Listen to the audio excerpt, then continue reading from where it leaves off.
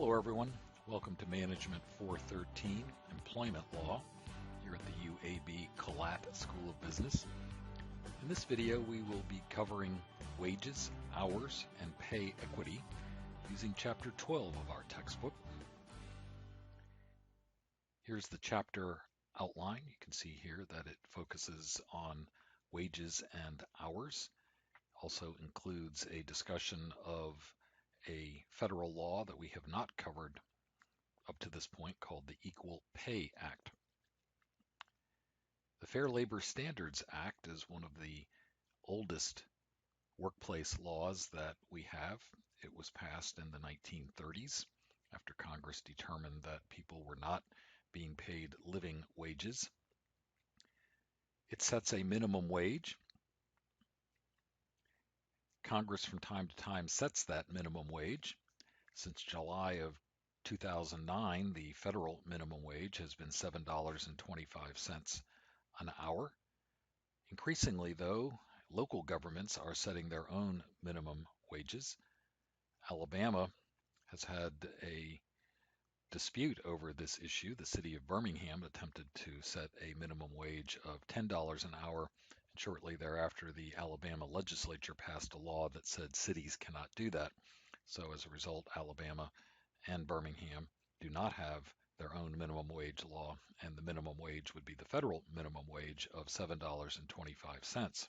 There is an exception under the Fair Labor Standards Act to the requirement to pay a minimum wage, and that is for tipped employees. You can see what the requirement there is when there might be a sharing of tips that can give rise to disputes. We have a simulation on that topic in Chapter 12, Question 1. A restaurant server who objected to sharing her tips with the dishwashers and cooks because she said the Fair Labor Standards Act was being violated. The Fair Labor Standards Act also, importantly, requires that there be paid overtime of 1.5 times the rate of regular pay if an employee works more than 40 hours in a work week. Note that it is not measured by a work day, but by a work week. You can work 10 hours in a day, but if you still only work 40 hours in that work week, you will not be entitled to overtime under the Fair Labor Standards Act. There is no requirement that employers put an overall cap on the number of hours worked, just a requirement for overtime. Overtime can give rise to a great many disputes as to exactly how many hours has an employee worked. The concept that we'll be talking about in just a second is compensable time. That's the concept that is used to measure how much you actually have worked. Generally, employers are not able to tell an employee that they will not get overtime. Instead, they will be allowed to take time off, but that is usually not the case. Usually, it's only public employers who are allowed to do that. You all might have read and might have experienced directly that the Obama administration in 2016 raised the threshold for who is entitled to receive overtime to those who make $913 or less in a week, or you can see what the annual figure there is. If you have an employee who is working for you and making as much as $913 a week, you have to pay that person overtime. So you can do that time and a half. You could raise their salary if they are on a salary basis to over $47,476, and that would make them ineligible for overtime. Look at the learning module, however, for a small business in Hoover, Alabama, that said that that was simply not an option for them to raise salaries above that level. Rather, they said what they were going to have to do was limit hours to $40 per week. Employees can receive compensation in various forms, and when you're trying to figure out exactly whether or not somebody is entitled to overtime pay, you have to be careful about what you do and do not include. Take a look at what is and is not covered when you're calculating wages. Disputes can arise over whether time that an employee has spent should be counted as the uh, number of hours entitling him or her to overtime, as I said. And many times employees will say that they were really not given the full amount of their work break, or they came in early. And that concept is called compensable versus non-compensable time. The general rule is that employers have to pay for all compensable time, even if it's not obvious when work begins or ends. Dix has been accused over the years of not allowing workers to work their entire breaks. They've been accused of requiring them to come back early from their breaks, but still not count the time that they came back early as compensable time. There is a simulation in Chapter 12, Question 3 that a peer review will get, involving some technicians at a power plant who were required to remain on call on nights and on weekends in addition to their normal hours. And they said that those hours should count as hours that might give rise to overtime. Another simulation involving construction workers at an airport who were required to go through a security checkpoint and who said that the amount of time that took to go through the checkpoint should be included as compensable time and should be included when calculating their eligibility for overtime, time and a half. Look at this Fair Labor Standards Act case in your textbook, Keller versus Summit Seating. A very well-meaning woman who arrived 15 to 45 minutes early every day before her 5 a.m. shift. She wasn't required to do that. The company probably didn't even know she was doing it, and she said that this was compensable time, and you can see that the court agreed with the employer that it was not compensable time. The Fair Labor Standards Act requirements for paying overtime only apply to people that are under the law, who are required to be protected by the law. There are some categories of employees who are exempt from the law. They are not under the law. And one category of exemption are the white collar exemptions, so-called white collar exemptions that we'll be looking at here. Some of you may work for companies that actually include in the job descriptions exempt versus non-exempt. That word exempt refers to whether or not the protections of the Fair Labor Standards Act are provided. So what are these white collar exemptions? Outside salespersons is one category that is considered exempt from the Fair Labor Standards Act. Executive, administrative, and professional, another category. Let's look at that category of executive, administrative, or professional. What somebody's title is on the books of an organization don't really count. You really look at the actual duties.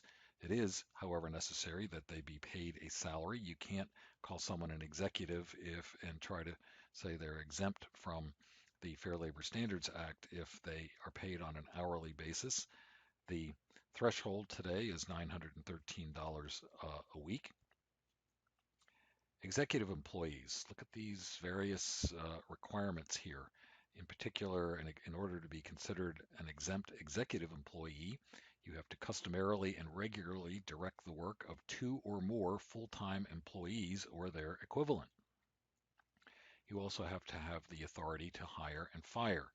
Now, this is a little bit out of date, this chart that comes straight from the book. The figure now, as of the summer of 2016, for the salary that is required is $913 a week. Professional employees, again, the threshold is $913 a week. Many jobs combine both exempt and non-exempt duties. For example, a branch manager or assistant branch manager may at some times be supervising quite a number of employees, really be in a executive position, but at sometimes might be filling in and acting as a teller, which would not be an executive position. How do you determine whether somebody is exempt or not when they have mixed duties? The courts say you look at their primary duties, and here are the concepts that would go into that analysis. Look at how much is exempt versus non-exempt. What is the amount of direct supervision they receive? Banks and some retailers like Radio Shack over the years have been sued by the government for calling employees exempt executive employees when in reality they had the same duties as non-exempt employees and were, because they were labeled as executive or professional employees, were not eligible for overtime, and the government said that was not fair, and that's why the Obama administration changed the rules. Administrative duties. When can someone be considered an administrative employee and therefore not eligible for Fair Labor Standards overtime protection? The mere fact that you are in an office with managers does not mean that you are an administrative employee. The primary criterion that would be used is whether your duties are related to company operations and policy. That can sometimes lead to interpretation disputes as well. Another important factor would be how much judgment, how much discretion do you have as an employee. Another category that's a little bit controversial, at least for its name, is the category of outdoor salesman. That is a law that those words are in the law since it was enacted in the 1930s. Here's a case in the textbook, Christopher versus SmithKline Beecham. Sales representatives for pharmaceutical companies visit doctors' offices. They're clearly salespeople. Uh, Many would be women and might object to the laws categorize them as outdoor salesmen, but the law says that they're not entitled to Fair Labor Standards Act overtime protection. And this particular case held that these women were not entitled to get overtime. There's another case in your book involving security guards who had both exempt and non-exempt duties, and the uh, court found that the primary duties were not exempt, and therefore the security guards should be entitled to overtime. As I mentioned before, states can have their own wage and hour laws that set higher minimum wages than the federal government. Even the federal government itself has a law, the Davis-Bacon Act, that sets higher than normal minimum wages, such as construction contracts for federal buildings. This is a picture of the federal building in downtown Birmingham, Alabama. Recently, we have seen a great deal of political action for what are called living wage laws. People simply cannot live on a wage of $7.25 an hour, and I predict we're going to see more and more of that. As I said before, the Fair Labor Standards Act does not limit the number of hours that an employer can require an employee to work. It does require the payment of overtime. An exception for the total number of hours rule would be, or lack of a rule, would be with young people. Many of you might have experienced this yourselves, that young people are not allowed to work more than certain number of hours per week, particularly when school is in session. The law does permit 14 and 15-year-olds to work in certain service or retail businesses, but in general, the total number of hours is limited, and this goes back to the reason that the Fair Labor Standards Act was passed in the first place, which was to get at some very oppressive child labor conditions that were going on. People often don't know about this law, the Equal Pay Act. This is President Kennedy signing the law into effect in 1963, just a few months before he was assassinated. Note that he's surrounded by women, all wearing hats and gloves, as was the practice at that time, as was the fashion at that time. The Equal Pay Act, in theory at least from the title, sounds like that it ought to really be equalizing pay for men and women. It reads that men and women doing substantially equal work should be paid the same wage. Unfortunately, it hasn't worked out that way. Here are the elements of a claim for pay discrimination under the Equal Pay Act. Note that if you are going to claim that you have not been paid the same as someone else, presumably you are going to be a woman who argues this, that you have to find a man who's working in the same place.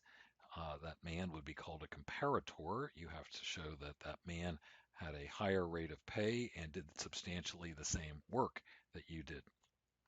The employer then, as we'll see in a second, can then turn around, and this is why the law doesn't get much publicity, has a wide number of ways to defend itself if the man and the woman are not making the same thing. Comparators, as I said, are people of the opposite sex who are doing the same kind of work. Comparators are usually limited, not always, but usually limited to people who work at the same company. We have a simulation on this, Chapter 12, Question 12. A female college basketball coach at a university who wanted to be paid the same as the men's basketball coach and tried to accomplish that by bringing a lawsuit under the Equal Pay Act. A pair will be assigned to that and help us analyze whether or not her claim should be successful, and then I will comment on that, and that result is potentially going to be in the pool of questions for the exam covering Chapter 12. In order to avoid liability under the Equal Pay Act, you should have a systematic process in place for rating jobs using these factors, and you ought to be looking at what the balance of men and women is under that system. As I said before, the defendant employer, if sued under the Equal Pay Act, has a great many ways to defend itself. Look at what they can say. They can say, well, first of all, the men deserve more because they did a better job. They can say that if it's a case of volume of production, they could say that the man actually produced more. And the last one is a very big loophole, and that is they can say that if there is a seniority system in place that sets pay, and that happens to result in men getting paid more because they've worked there longer, that's okay. President Obama and many Democrats in Congress think the law should be changed and make it harder for employers to defend themselves. Here's a case in your book, please make sure you understand this, in which a female programmer making less than males at her company sued under the Equal Pay Act, and the employer tried unsuccessfully to defend itself. The unsuccessful argument that they tried to use was by saying vaguely that males had more advanced skills and that the female employee's prior experience in programming was out of date. The court said you're going to have to do better than that to show why this woman should not be paid the same amount as other male computer programmers. Some companies, organizations have pay secrecy policies that are, I guess, designed to prevent employees from comparing notes and maybe bringing Equal Pay Act lawsuits. Those type of policies are, I think, risky, creates ill will. I don't advise them, and clearly if your organization is unionized, the National Labor Relations Act would say that that is illegal. That is it for this set of slides. In our next learning module, we will be looking at another aspect of compensation, benefits.